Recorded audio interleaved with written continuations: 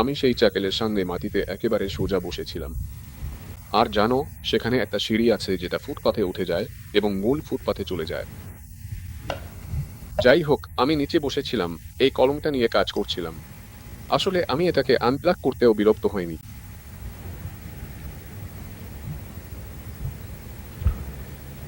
এবং তখন একটা কণ্ঠস্বর আমাকে বলল, ঈশ্বর তোমাকে এবং তুমি এখানে যা করছো সেটাকে আশীর্বাদ করুন। তাই আমি উপরে তাকালাম এবং দেখলাম সেই সত্তাটি সিঁড়ির উপরের ল্যান্ডিংয়ে দাঁড়িয়ে আছে। দেখতে ঠিক যেমনটা আমি ভাবতাম খ্রিস্ট দেখতে কেমন হতেন, ঠিক তেমনই লাগছিল।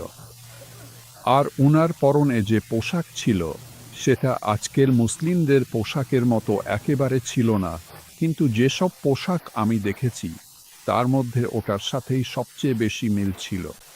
তাই আমি বললাম, আপনি কি এখানকার লোক, স্যার? তিনি বললেন, না। আমি বললাম, তাহলে আপনি তো পর্যটক। তিনি বললেন, না।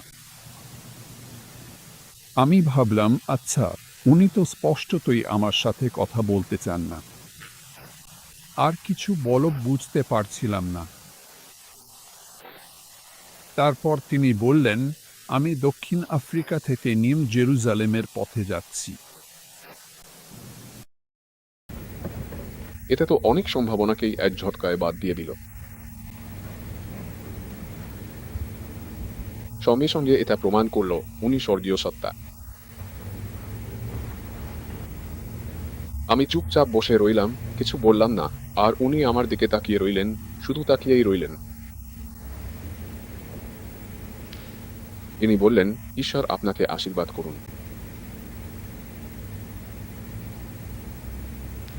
এবং আপনি এখানে যা করছেন সেটাকেও। তিনি সিঁড়ির ওপরে দাঁড়িয়েছিলেন,